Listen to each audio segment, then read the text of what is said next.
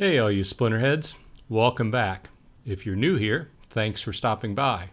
I do appreciate everyone's time. In today's episode, this will be the second in what I'm calling the Welcome to Splinterlands series. I'm gearing these short episodes towards new users who are possibly either thinking about playing the game or have already started briefly and just want to bone up on it and get some tips and tricks. I'm going to keep these episodes short and to the point, and there'll be a variety of them so you can pick out which ones you need to watch, and I would hope you would watch them all. Of course, give it a thumbs up, and if you want to hear or get alerts whenever I post new content, please subscribe. With that out of the way, today's topic is getting started. You may have already created an account, but I'm going to start at page 1 and give some best practices. Okay, so we're going to start. I'm on the page. I've already got this account logged in, but when you first come to Splinterlands, first of all, I'm going to say if you've never started the game yet or if you've never signed up, please take a look in the show notes. I do have a link there. They do have a system whereas you can refer friends or refer people with your referral link, and if those persons use that link, then you get a little extra. Okay, it's not a whole lot, and we will go over that in another section because after you start playing, you can benefit from that as well, but it's a little bit. So cut and paste that URL into your browser and it'll bring you to this page. Okay. Now, the first thing that's going to happen is when you go to, let's go ahead and just log out here. When you go to log in for the first time, of course, I would suggest reading the whole first page because they've updated this page and it contains a lot of information. And it's all a good read. So when you go to log in for the first time, you're going to press the login button. And at this point, you're going to have to create a new account. And it will give you an option to create a new account. I'm going to go ahead and just log in with this account. The game will send you an email, just like creating other accounts, right? I would be wary of making strong passwords, and you're going to hear throughout this video me re-emphasizing strong passwords because there's special if you're not into crypto much, okay, this all represents an investment in your time, attention, and money as well. So you want to secure it as much as possible. So anything you can do to make your investment more secure is better. Okay. So after you create the account, the next thing you're going to have to do is download the Hive Keychain app.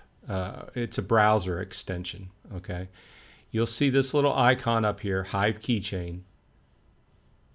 It looks like two little keys.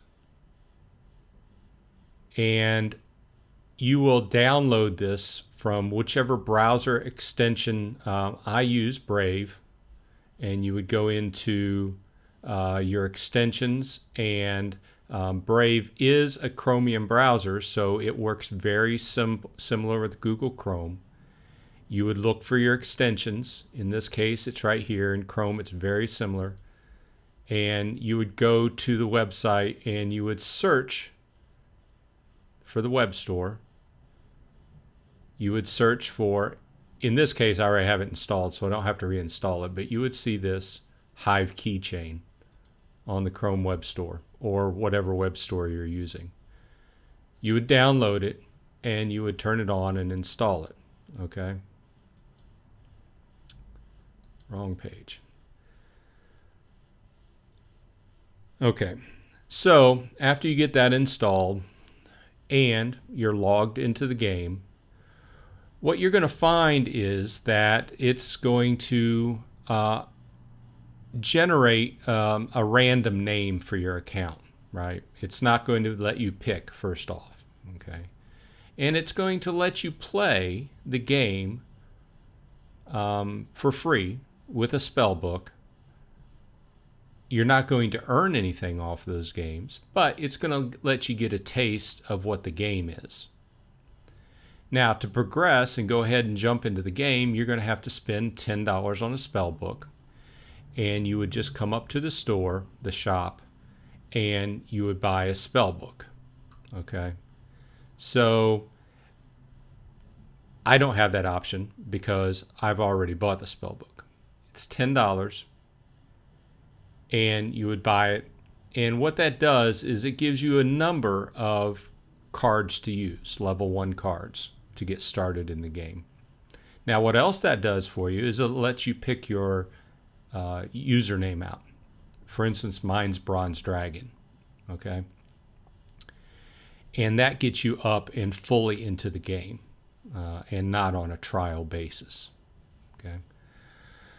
Now, after you buy the spell book and you got your account going and logged in, what you definitely want to do before you go and start playing is go under your account and request account keys.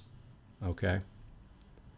Now it's going to come up with this message, and these are very important.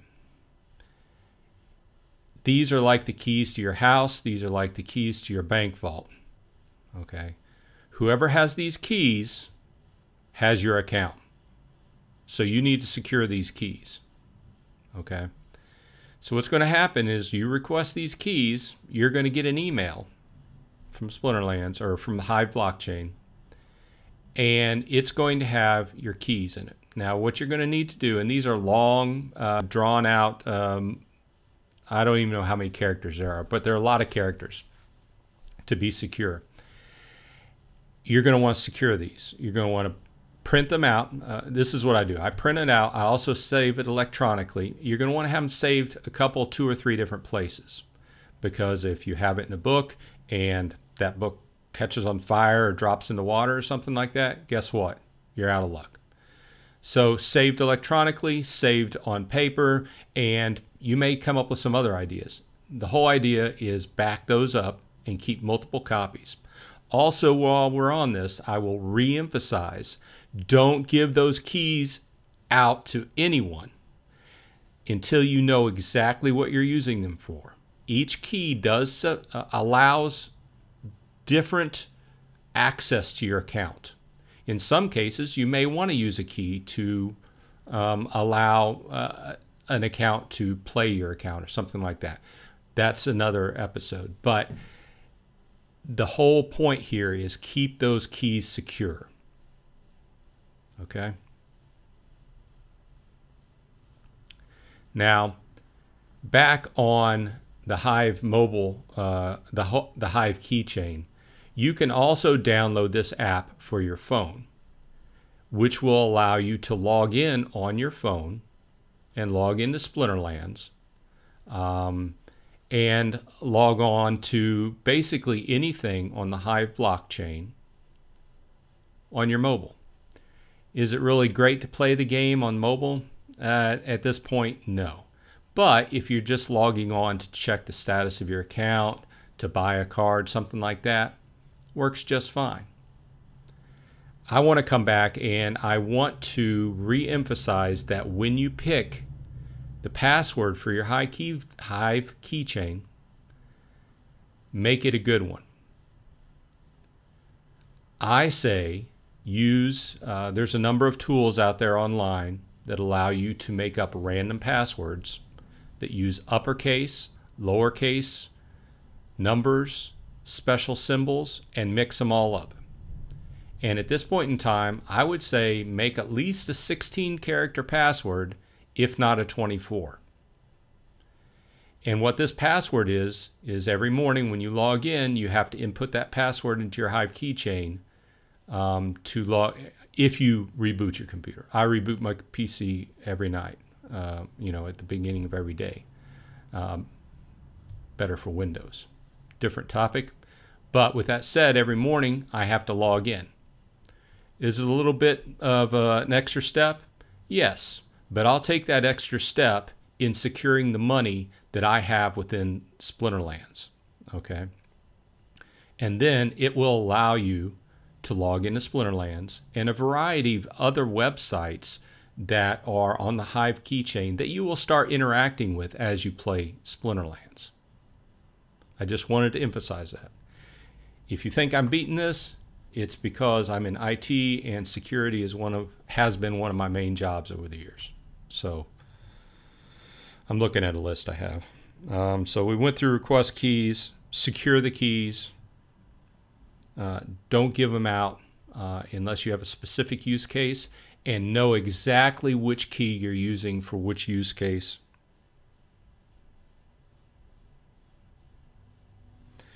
We will also mention, while we're on this topic, that when you create your account with Splinterlands, it creates a Hive blockchain account with your same username.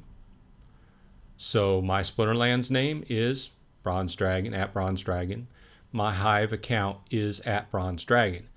And without getting too in depth, because I don't want to steer this off course, because this video is all just about getting logged in and starting to play the game.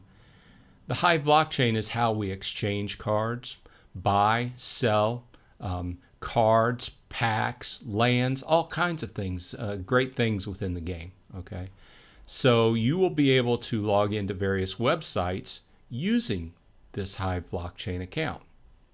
One of those is the Hive engine, and this is my wallet, but this is one of the locations where you can buy and sell cryptocurrency. Okay, so I'm not going to spend a lot on this because it's definitely more in depth than what we want to cover today, but that's one website you can access. Another website is Peak Monsters, where you can buy, sell cards. Once again, another video. So I'll just wrap this up, and this has been the second installment of this series. And today we covered getting logged in, buying a spell book, downloading the Hive keychain app for your browser and for mobile, getting logged into that, setting that up with a good password,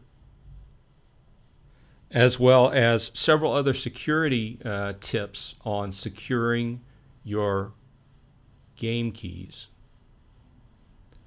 I've been Bronze Dragon. I'm glad you stopped by. If you like this content, please give it a thumbs up and consider subscribing.